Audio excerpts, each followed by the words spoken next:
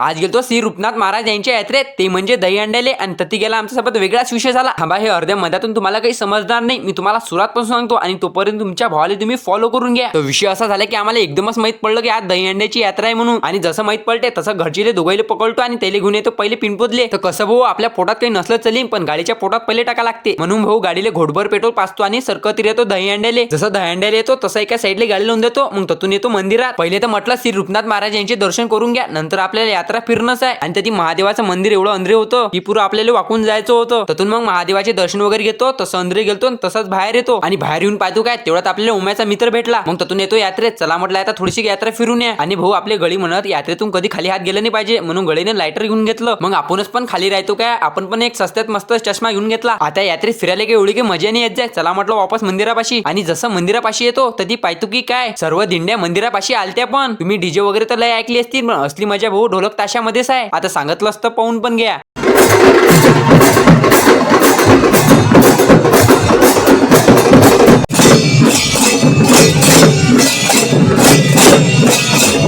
आणि जरासा समोर येतो की काय, तेवढ्यात आपली काही इंस्टा फॅमिली भेटते. पहिले तर त्याची मस्त भेट वगैरे घेतो. भेट वगैरे घेतल्यानंतर माहित पडते की 15-20 मिनिटात दहीहंडी फुटते. त्याचाच नजारा पाहायसाठी तुमचा भाऊ लोकांच्या घरावरच असते. पण नान केला पण वाया नाही गेला, कारण की भाऊ वर गेल्यावर नजारा पायजोगताच होता, आणि गर्दी एवढी होती की पाय ठेवायला पण जागा नव्हती. मग 5-10 मिनिटातच दहीहंडी फुटते, आणि दहीहंडी फुटल्यानंतर जेवण करायला आपली गडी अशी पैतात की जशी की लहान लेकराला सुट्टीच भेटली. आणि जसं जेवण करायला येतो तरी पण चांगलीच गर्दी होती, पण कशी तरी तुमच्या भावाला जागा भेटली. आणि जास्त कायचा विचार न करता पहिले जेवण करून घेतो. जेवण केल्यानंतर चला म्हटलं थोडंसं यात्रेतून फिरून या. आणि जसं यात्रेत येतो, सकाळी तर एवढी गर्दी नव्हती, पण आता पाय ठेवायला जागा नाही. आपण पण जास्त वेळ काही थांबत नाही, संध्याकाळ व्हायच्या आधी घरी गेलं ते बरं. चला तर भाऊ भेटूया एक नवीन ब्लॉग मध्ये, आणि व्हिडिओ आवडल्यास आपल्याला फॉलो पण करून घ्या.